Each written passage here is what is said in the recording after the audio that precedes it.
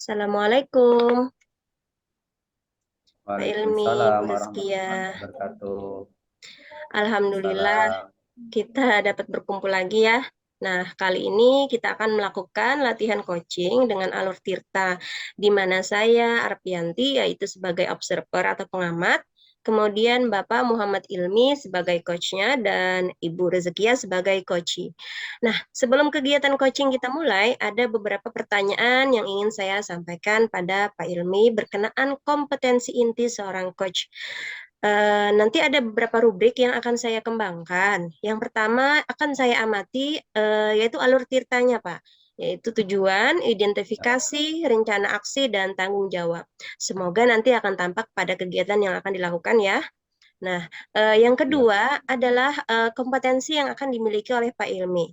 Itu rubrik yang akan saya gunakan dalam pengamatan pada sesi ini. Nah, sebelumnya kalau boleh tahu Pak Ilmi, pada kesempatan kali ini kompetensi coaching apa yang ingin dikembangkan? Eh, yang saya ingin kembangkan semua kompetensi Bu pada kegiatan coaching ini yaitu kehadiran penuh, Mhm. mendengarkan aktif dan mengajukan pertanyaan yang berbobot. Iya, oke. Kalau begitu, apa indikatornya bahwa Pak Ilmi sudah mencapai kompetensi tersebut? Eh, di sini secara spesifik saya ingin mengembangkan kompetensi pertanyaan yang berbobot Bu. Jadi indikatornya saya nanti mampu menggali dan mengaitkan permasalahan yang dihadapi oleh coach dengan ide baru yang dimunculkan oleh coach itu sendiri. Oke, baik. Terima kasih Pak Ilmi. Nah, sekarang bisa dimulai sesi coachingnya ya. Ya, Oke, ya. Terima silahkan. kasih Bu. Selamat siang Ibu Rizkia.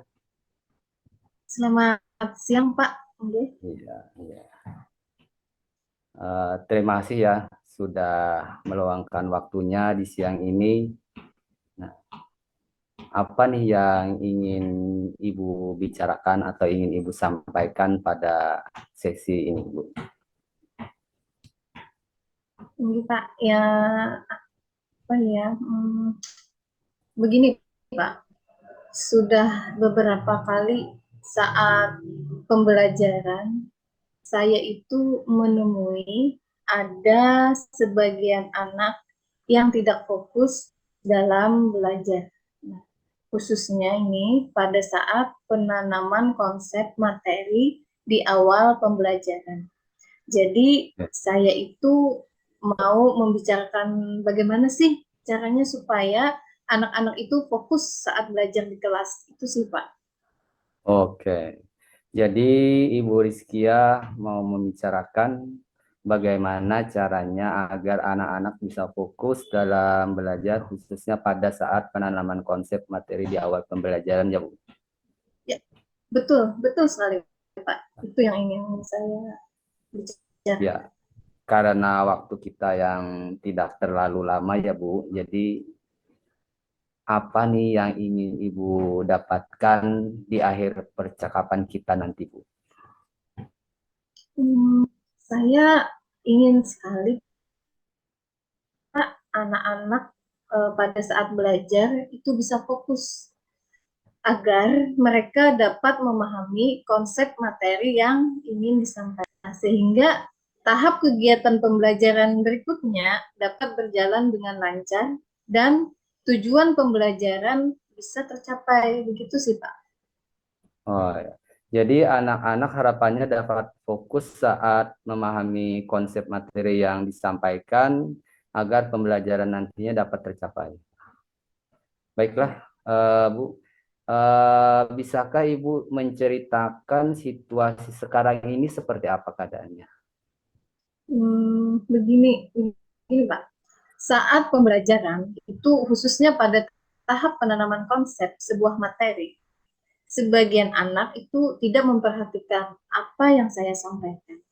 Ada anak yang ngobrol dengan siswa di sampingnya lah, ada yang diam-diam melakukan kegiatan di luar materi yang dipelajari lah, ada juga yang dengan sengaja membuat keributan.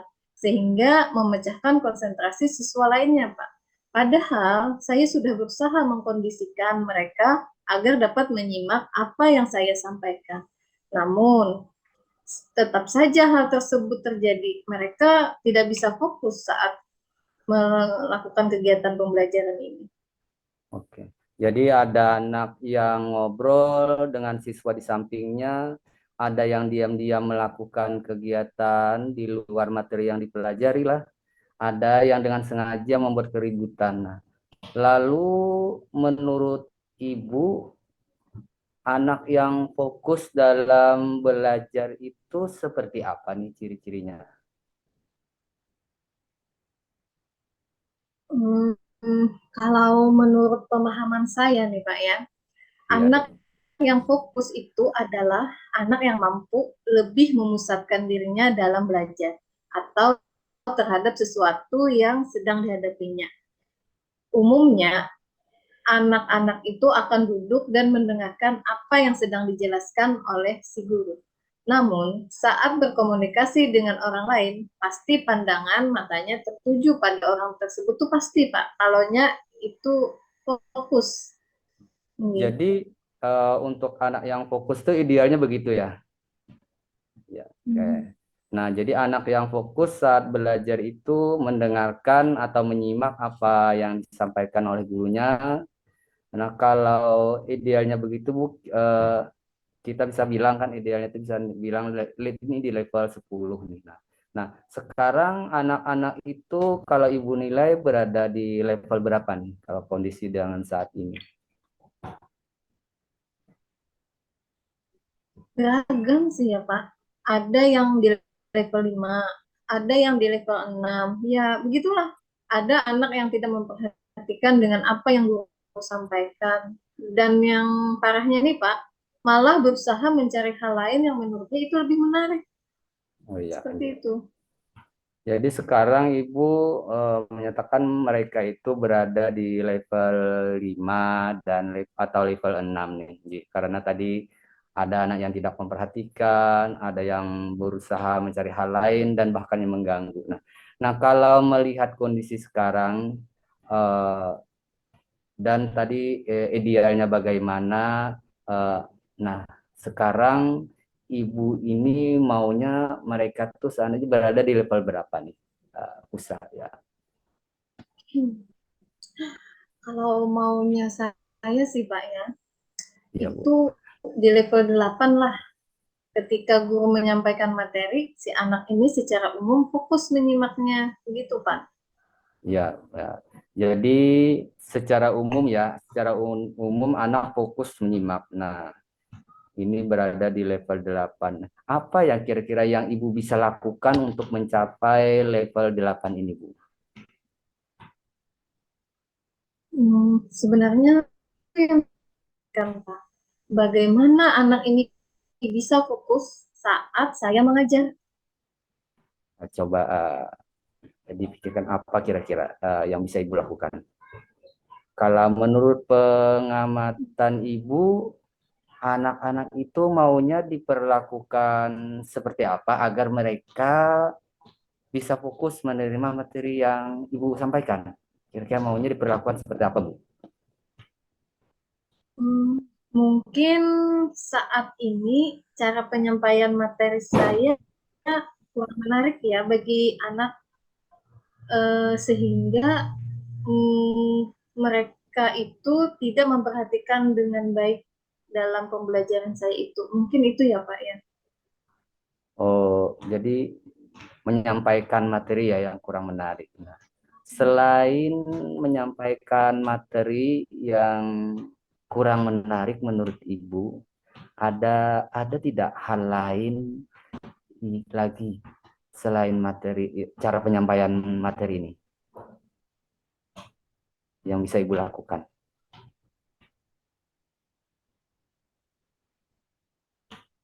Jadi selain menyampaikan Sepertinya, materi, ya, ya Bu. sepertinya saya juga harus memperhatikan kebutuhan belajar mereka juga ya. Sepertinya seperti itu, Pak. Memperhatikan kebutuhan belajar mereka.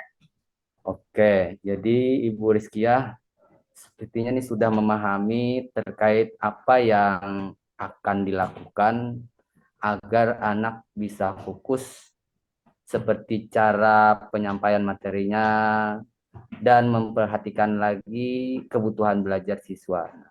Apakah Ibu mempunyai gagasan untuk mewujudkan itu semua, Bu? Hmm, Kira-kira gagasan Ibu sepertinya, seperti apa? ya, sepertinya saya harus membuat rencana pelaksanaan pembelajaran yang lengkap ya Pak ya.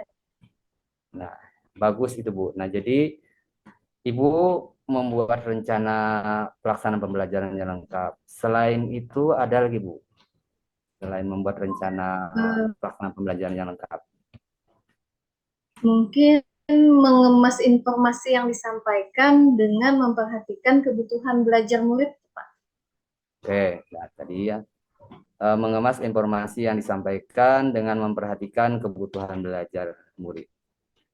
Apa yang Ibu harus siapkan untuk melaksanakan ide Ibu tersebut? Apa yang Ibu harus lakukan? Kira-kira harus siapkan. Hmm, oke. Yang pertama-tama saya harus membuat RPP diferensiasi terkait kebutuhan belajar siswa yang berbeda-beda. Nah, misalnya nih, terkait gaya belajar, auditori, visual, dan kinestetiknya. Oke, lanjut. Kemudian yang kedua, menyiapkan media pembelajaran, misalnya terkait gaya belajar auditorinya, visual, dan kinestetik yang digunakan pada saat menyampaikan materi. Kemudian yang ketiga, saya akan melibatkan anak secara aktif dalam penggunaan atau pemanfaatan media tersebut saat pembelajaran yang saya lakukan. Begitu sih, Pak. Oh iya. Nah, jadi Ibu tadi sudah eh, mempunyai gagasan. Yang pertama, Ibu harus membuat RPP yang lengkap. Yang kedua, menyiapkan media pembelajarannya.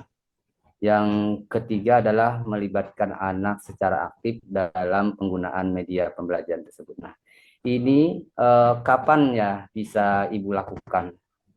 Gagasan Ibu ini bisa Ibu lakukan. Kapan kira-kira, Bu? Ya, secepatnya sih Pak. Dalam minggu-minggu ini akan saya lakukan. Gitu. Oh, Oke, bagus kalau begitu. Mudah-mudahan secepatnya ya, Bu. Ya. Nah, baiklah, Bu. Sekarang Ya. kira-kira apa nih yang sudah Ibu dapatkan? Apa yang sudah Ibu bisa simpulkan dari percakapan kita hari ini? Eh, di awal kan nih saya bingung nih tadi sebelum Ya, saya ngobrol sama Pak Yunis, awal-awalnya saya bingung Pak. Bagaimana sih caranya agar anak bisa fokus ketika pembelajaran pada pemahaman konsep? Untuk bukan kita ini, alhamdulillah saya sudah tahu apa yang harus saya lakukan agar anak dapat fokus belajar.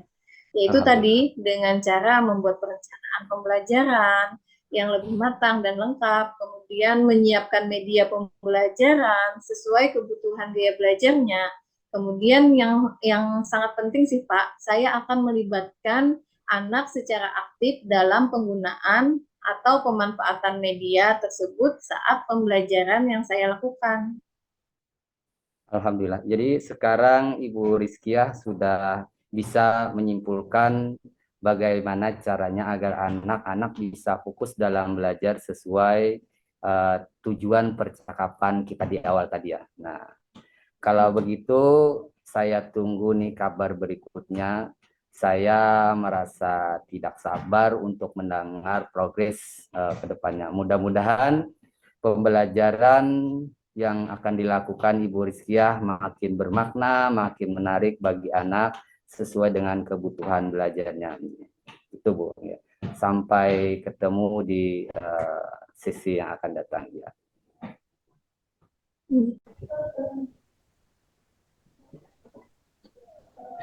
Oke, terima kasih atas sesi coaching yang sangat antusias ini.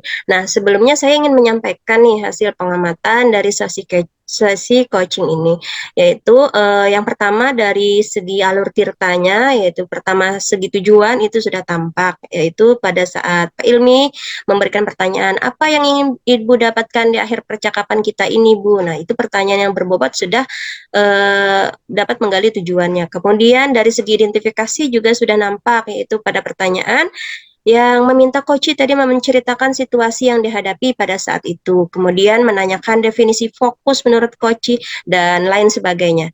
Nah, sedangkan dari alur rencana aksi juga sudah nampak pada pertanyaan apa yang Ibu harus siapkan untuk melaksanakan ide Ibu itu setelah Ibu Rizkiah tadi menyampaikan bahwa ada rencana yang ingin dilaksanakan untuk menghadapi permasalahan itu tadi. Kemudian untuk alur tanggung jawab juga sudah nampak pada sisi coaching tadi. Nah, kompetensi yang ingin dicapai tadi kan pertanyaan yang berbobot ya Pak ya. Nah, itu juga sudah Iya, nampak Bu. kelihatan karena terlihat indikatornya dipenuhi, yaitu tadi dapat menggali ide-ide baru dari si coachingnya atau Ibu Rizkiahnya tadi. Selain dari itu, ada nggak Pak kompetensi lain yang ingin dikembangkan untuk kedepannya? Untuk kedepannya saya ingin mengembangkan tetap yang pertama tetap mengembangkan eh, kompetensi mengajukan pertanyaan yang berbobot dan juga ingin mengembangkan kompetensi mendengar aktif, Bu. Karena kedua hal ini saling berhubungan. Jadi seorang coach itu mampu mengajukan pertanyaan yang berbobot karena dia memiliki kemampuan dalam mendengarkan aktif. Nah, itu, Bu. Dua kompetensi itu yang menurut saya ingin dikembangkan untuk selanjutnya.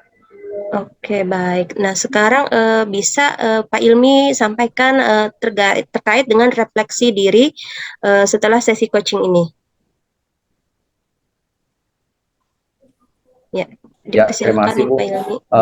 Berdasarkan hasil berdasarkan kegiatan coaching yang saya lakukan bersama dengan Ibu Rizkiah tadi, jadi yang sudah berjalan dengan baik selama percakapan adalah saya sudah melakukan semua tahapan coaching model Tirta ini mulai dari tahap tujuan umum, identifikasi, rencana aksi, dan tanggung jawab, dan sudah mampu mengembangkan kompetensi yang diinginkan.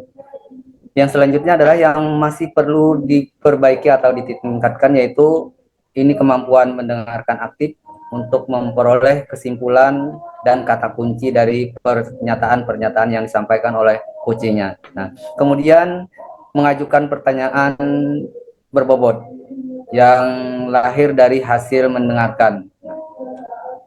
Yang saya lakukan untuk tetap dalam kondisi kehadiran penuh sebelum dan saat melakukan coaching, yaitu kalau sebelumnya untuk melakukan mindfulness.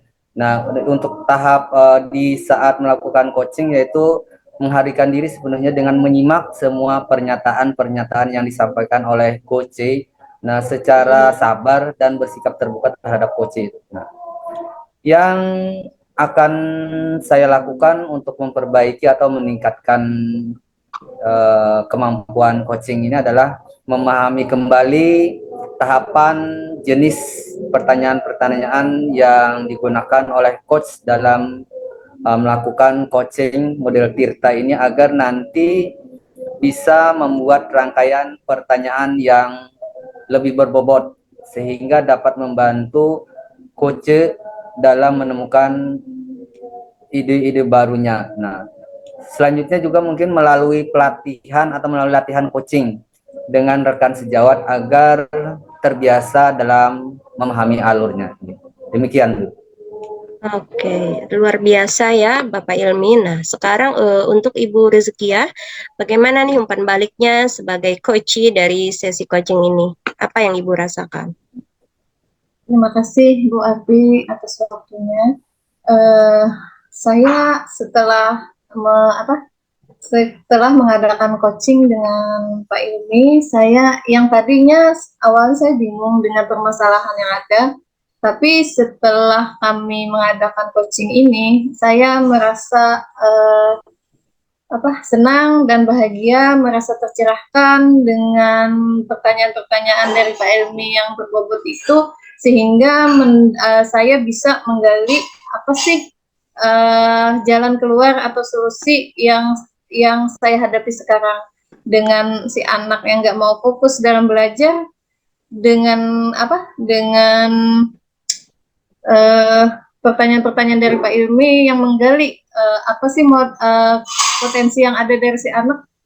Jadi saya bisa mendapat solusi dan pencerahan yang baik, dan akhirnya mudah-mudahan nanti ke depannya saya bisa membuat pembelajaran yang menarik dan bisa melibatkan anak-anak dalam menggunakan media pembelajaran. Terima kasih Pak Ilmi, sangat tercerahkan setelah kita mengadakan coaching pada hari ini. Oke, baik. Semoga ada manfaatnya dari sesi latihan coaching kita hari ini ya, dan kita lebih baik lagi pada sesi selanjutnya. Oke, mungkin sampai di sini dulu sesi kita. Akhir kata saya ucapkan Assalamualaikum warahmatullahi wabarakatuh. Waalaikumsalam warahmatullahi wabarakatuh.